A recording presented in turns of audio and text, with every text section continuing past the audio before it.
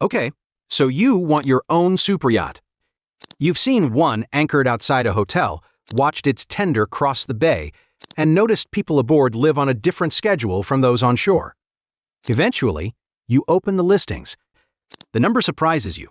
$20 million is obviously not cheap. It's just less than you expected a 40-meter superyacht to cost. What looked impossible now looks merely expensive. Charter money is gone when the week ends. The yacht is still an asset. Use it for 5 years, sell it, and recover much of the price. So you are only paying for the experience in between. That is the comforting version. Here is the full one. Buy the yacht, use it 6 weeks a year, keep it for 5 years, and sell it. Even after the sale, your net cash cost can reach about $21.5 million across 210 days aboard. That is roughly $102,000 per day. And that leaves out what the money might have earned somewhere else. To see how that happens, follow the money from listing to sale, including every bill that runs while the yacht waits without you. Start with why you wanted it, because a superyacht is more than a larger boat. A normal boat moves you across the water. A great hotel gives you privacy and service. A superyacht combines both and makes the experience yours. Your belongings stay aboard. The crew learns how you travel, and the itinerary changes with you. Decide on Tuesday to leave on Friday, and the yacht is already being prepared. Its status works differently from a supercar, and most people may never see the yacht up close. But among those who understand what 40 meters, a permanent crew, and a prime berth mean, the signal is obvious. Economists call this positional value. Part of the yacht's value comes from what owning it says about you. The desire is not foolish because the yacht offers privacy, control, continuity, and rare freedom. The problem is that you pay continuously to keep those things ready.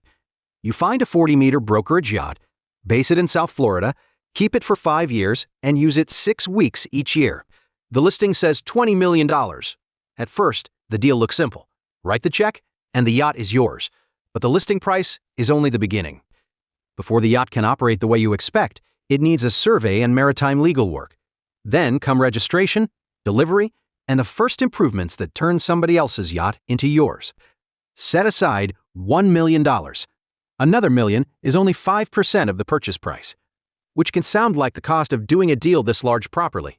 It buys no extra deck space, length, or speed. It gets the yacht through the handover and ready for you. Before the first proper trip, you have committed $21 million. Taxes vary with the flag and cruising ground, so they stay outside this total. The number is large enough already. Now you have another choice.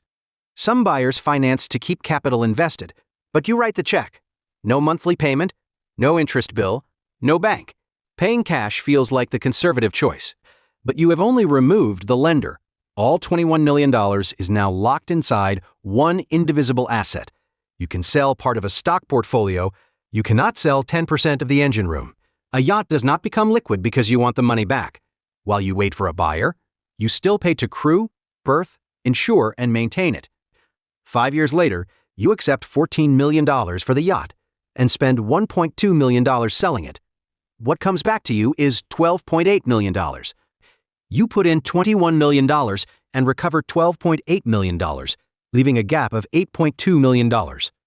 That gap includes lost value, the initial work, and selling costs. Across 60 months, it averages nearly $137,000 per month. $137,000 a month before operating the yacht. Keep the hours low. Use the yacht carefully. Protect the condition and make the next buyer pay more for it. That sounds disciplined. It also means you are planning how not to use the thing you wanted before you have even enjoyed it. Use the yacht more, and fuel, wear, crew workload, and maintenance all rise. Use it less, and the crew, berth, and insurance still get paid. You can use the yacht and run up the variable costs, or leave it at the dock while the fixed costs keep running. The yacht keeps costing you either way. Crew comes first. At a private event, the staff arrives shortly before the guests and leaves when the event ends. A 40-meter yacht works differently. It remains a working vessel between trips, with engineering, navigation, safety, housekeeping, and service responsibilities all year. Budget $750,000 for the first year. That is $62,500 every month, including months when you never step aboard. Engineers monitor the systems. The deck crew protects the exterior, and the interior crew keeps the yacht ready for guests. You are paying to have the yacht ready whenever you arrive. That year-round crew means you do not have to prepare the yacht from scratch before every trip. And crew is not the largest line. The first-year maintenance and refit reserve is $1 million. Maintenance sounds routine. At 40 meters, it can consume a seven-figure annual reserve. Take the paint. A complete superyacht repaint can cost roughly 300,000 to 1 million euros. At the upper end, the paint job alone costs as much as a substantial home in many places. Just the paint. The repaint is covered by the maintenance reserve, so it is not added twice, but it shows why that reserve exists. A cosmetic job alone can consume most or all of a seven-figure annual budget. Paint is only what you can see. Behind the panels and below deck are pumps, hydraulics, generators, cooling systems, electronics, and hundreds of smaller components. One problem may be manageable, but a yard visit can bring several together on one large invoice and take away part of your season. Imagine that week. You are home while the yacht sits in the shipyard. The crew remains on payroll, parts are delayed, work orders need approval, and somebody coordinates the berth and sea trial. You are not aboard, but the yacht is still having an expensive week. Crew and maintenance now total $1.75 million a year, or nearly $146,000 a month. You have not insured the yacht, parked it, or moved it. Insurance adds $200,000, while dockage and utilities add another $150,000. Together, that is $350,000 a year, or almost $960 every day to keep the yacht insured, connected, and somewhere safe. The propellers have not turned. Fuel is the bill you expected because you see the yacht move and understand why movement costs money. Budget $200,000 for year one. Across 42 days aboard, that is about $4,760 per use day. It sounds enormous. Fuel is only 8%. The expense you can see is not the expense doing the most damage. Management, compliance, provisions, communications, and smaller demands add another $200,000 because the yacht operates like a small hospitality company. Now total the first year, $2.5 million. That is about $208,000 every month. Use the yacht for 42 days, and the operating cost alone is roughly $59,500 for each day aboard. Let the budget rise 3% each year, and 5-year operating cash reaches about $13.27 million. Across 210 use days, operations alone average roughly $63,200 per day. A 7-day trip carries about $442,000 of operating cost before any purchase and sale loss. By now, the fuel bill almost feels like the cheap part. But you paid cash and no lender took $1 of interest. Surely that was still the conservative choice. It was simpler, but it also created the largest cost that never appears on a yacht invoice. Every dollar you put into the purchase and operations is a dollar that cannot stay invested elsewhere. At a 5% annual return, that money could have grown by about $7.53 million over 5 years. Nobody bills you for it, and you never see it leave an account. It is growth that never happens because the cash sits inside the yacht. That $7.53 million is still missing from the total. At 6 weeks a year, chartering looks like the obvious answer. Charter for about $250,000 per week, use 6 weeks a year, and let the price rise by 3% annually. 5 years comes to about $7.96 million. Ownership costs about $13.51 million more in net cash. On cost alone, chartering wins. But you never wanted 6 interchangeable weeks. You wanted your setup, familiar crew, spontaneous access, continuity, and a vessel arranged around you. Chartering buys reserved weeks. Ownership buys the private system. That control may be worth paying for, and using the yacht far more than 42 days a year also spreads fixed costs across more time. Charter income seems like a way to bring the cost down.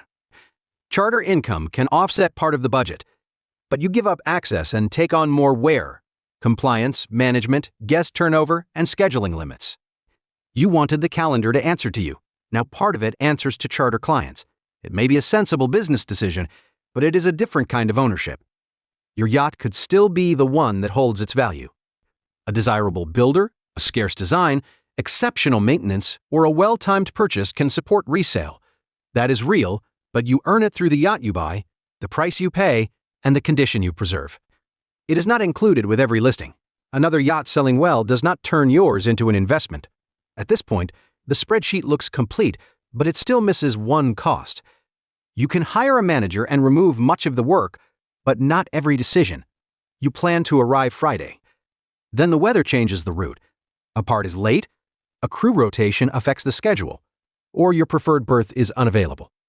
The manager can carry out your decision. The manager cannot decide which compromise matters least to you. You bought the yacht to control your time. Now some of that time goes into keeping the yacht ready. The experience changes too.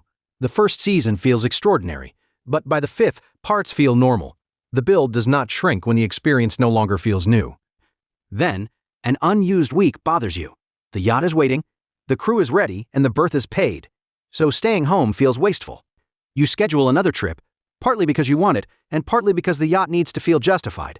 Soon, some trips happen because the yacht is waiting, not because you wanted to go. Buying the yacht and comfortably owning it are two different tests. First, you must treat the $21 million as spent from day one. If it still needs to fund another goal, earn a required return, or come back intact at sale, you are depending on the yacht to preserve capital. It probably won't. Second, the $2.5 million annual budget must feel like a floor, not a ceiling to defend. A difficult yard period or delayed sale cannot force you to rethink family goals, investments, or work. Below that level, you may be able to buy the yacht. That does not mean you can comfortably own it. Now close the ledger. The purchase is $20 million. Survey, legal work, delivery, registration, and initial improvements add $1 million. 5 years of operations add $13.27 million. Total cash outflow, $34.27 million. At sale, the yacht brings $14 million commission, $12.8 million comes back. Subtract that recovery from the cash outflow. Your 5-year ownership cost, in actual cash, $1.47 million. Across 210 days aboard, that is $102,252 per day. Then add the growth that cash might have earned elsewhere, $7.53 million. Total economic cost, about $29 million, or roughly $138,000 per day aboard. $21.47 million is cash spent, while $7.53 million is growth forgone. They are different costs created by the same decision. None of this makes the yacht irrational. If your goals are secure, the annual cost does not change your life, and the money has no other job, then you know what you are buying. The return is not financial. It is a quiet bay, breakfast on the aft deck, familiar people, and a day that belongs entirely to you. There is real value in all of that. But if the plan needs a favorable sale, future income, or less money going into investments, the yacht has a job it cannot reliably perform. Instead of freeing your time, it begins controlling your finances and calendar. The mistake is seeing the $20 million listing and believing you have already seen the price.